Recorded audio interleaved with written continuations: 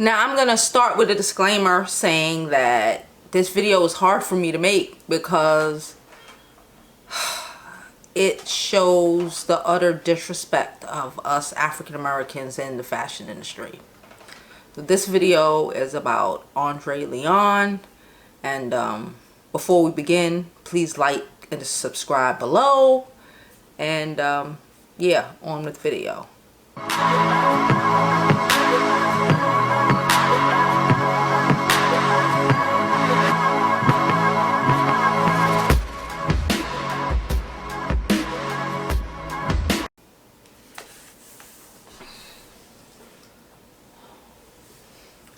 Now, if you don't know who André Leon is, child, he is fashion personified. He was the person that I wanted to be like when I first started my fashion career a decade and change ago. André Leon Talley is 6'6", and he's from South Carolina, Durham, and he's just a fashion guy. He's the guy that y'all may have seen in those kaftans, looking just fabulous, up just in Gucci and glitter. Black guy that has walked around for years in Gucci and gold, that we black fashionistas have always been aghast to. He's fucking fabulous. There's a new documentary out giving Andre his due. Finally, it's called The Gospel According to André. Lord, so black. I love it, child. I love it. André, who's almost 70 and has dedicated his entire career to the fashion industry, and who has rose from the streets of Durham, South Carolina, North Carolina. He came from Durham, North Carolina, and used to get assaulted just when he walked across Duke University to go get his Vogue on Sundays, because that's just what happened to us. He worked hard, he made it, he came to New York, he ended up working for Andy Warhol. He was making moves. He built his reputation. He built his career in the fashion industry. And now it seems like he can't get no respect. He can't get no acknowledgement. And people who were supposedly his friends for 20 and 30 years, those who aren't dead, are shunning him, like Karl Lagerfeld. But really and truly, I'm not surprised at Karl, because he looks like a very wasp asshole. During his screening, André said that fashion does not take care of his people. He has to take care of himself, which is so true. Fashion does not take care of us. André is sick and tired of being sick and tired, and as a black woman, I completely understand, and I'm sick and tired of being black and in the fashion industry and getting no motherfucking credit. Like Issa Rae said, we have too much impact on fashion and culture for us to just be shaded and jaded in the publishing offices, and to act like we of all people don't know what that fashion be like. Cut it out. Now, for his screening, André had the choice of the dopest of the dope to dress him, because if you may know, he wear robes, glorious robes that he started wearing a decade or two ago, when he could no longer fit into his bespoke suits. Lord have mercy. Bespoke, BTW, means ready to made for me. Anyway, so he started wearing his fabulous robes just made from Gucci and gold. He is the epitome of Gucci and gold. Anyway, so for his, let's get back to what the fuck I was saying.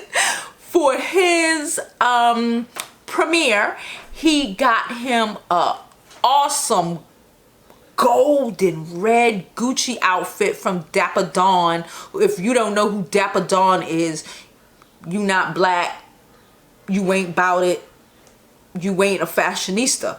Anyway, so Andre got his amazing robe from Dapper Dan because, you know, he's just wanted to make sure that this black man who Gucci tried to squash, smush, and destroy about 25 years ago and are now trying to elevate because they finally admitted that us African descent people in America are fashion, I was about to say fashion novas. I apparently worked on so many videos today, I killed my batteries. So let's continue. I think I left off at Dapper Dan creating a robe for Andre for his premiere of his documentary about his life and his role in the fashion industry. Andre said he chose Dapper Dan because I wanted people to know how proud I was of a black man who finally got his proper due. Finally. And respect from the vicious, cruel beast of fashion. Oh. Fashion is a dangerous bitch. It fucking sucks that he has given decades of his life to the fashion industry and now Karl Lagerfeld and the rest of them fuckers are basically telling him to kiss their ass. They've called him names over the years. I'm not even going to repeat it because fuck them. And I'm so disturbed by it. I remember back when I first started fashion school that I was told to go work for BET. Well, I did start my career at BET, but I remember being told by other fashionistas to go work for Rockaware, BET, some black-owned firm, and I found it such, like, so disrespectful that people told me that, like, you don't think I could make it in at Vogue? Because my goal was to eventually make it to Vogue. But as I got older, I've realized that maybe I should have went to Essence. Let me read this. For a few decades, Mr. Talley was one of the most famous people in the fashion world. I know this, you know this, we all know this. Back to the reading. Known for his capes, his hats, his gloves. Ooh. Ooh. And his sweeping gestures. Oh. But gospel isn't really a fashion film. Andre is really and truly a great American success story and an African American hero. He's a figurehead. He is my Anna Winters. In his younger days, Andre graduated from Brown University with his master's. He came to New York and got an internship at the Costume Institute and ended up working for Andy Warhol and used to be the only black man at the front row of couture shows. I remember being a little kid and watching the fashion shows. They used to come on television. This is telling my age. Anyway, I remember being a little kid and watching the fashion shows, and I saw him a couple of times, and I needed to know who the fuck that was. So, like, I didn't really end up knowing who he was until, I guess, my high school years. Because in high school, I'm from New York City, so in high school, I used to run to Bryant Park. I used to cut school to go to Bryant Park just to sit outside and watch Fashion Week. I used to watch the models, watch the chaos, just watch the tents go up, come down, just the fabulousness of it all. Yeah, so I think that is actually the first place I probably ever like saw him, like from afar. You know, I've never like walked up to him, shook his hand, introduced myself, you know, because, you know, I don't feel like I'm nobody. Now in comparison to him. Andre has said certain friends has dropped him. I wonder why. Like I said, the Lagerfield is a fly-by-night friend. That's what Andre said. I love it. Prada, fuck her.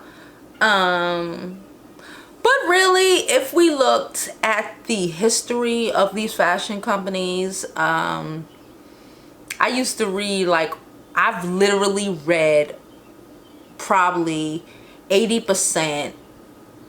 I probably read bios on like 80% of designers that were out before, like high-end designers like Gucci. I read the Gucci bio, Chanel, everybody. I've read their bio when I was, you know, getting my whole merchandising degree, you know, and I was really trying to be in LVMH. I wanted to be in LVMH so bad. That was goals for Giovanni. That was straight goals. That was so long ago. But yeah, so I understand the disappointment of trying to live a life and trying to be who you are and elevate into a world that people are telling you you aren't supposed to be in. And the door being slammed in your face. That sucks. Especially if you lived for decades in a position where if people didn't like you, at least they had to fake it good. Now they feel like they don't have to fake it, and like the real world of him being a black man in the fashion industry in our current environment with a president who is a racist cunt and everything else that's going on in the world is really showing him, or has showed him, who these people are. I will say that he has said that Anna Wintour's have been a good friend, always has been a good friend. She's a Scorpio like me. We're great friends. We're crazy, but we're great. So yeah, I haven't seen the documentary. I believe it comes out later on this week, next week. Either way, when it comes out, I'm going to see it. Probably will write a little... No, I'm not going to write anything. I'll probably post another video on it when I finally do see it. But, yeah. As always, I hope you live your life like it's golden, because there's no other way to live it. And, yeah.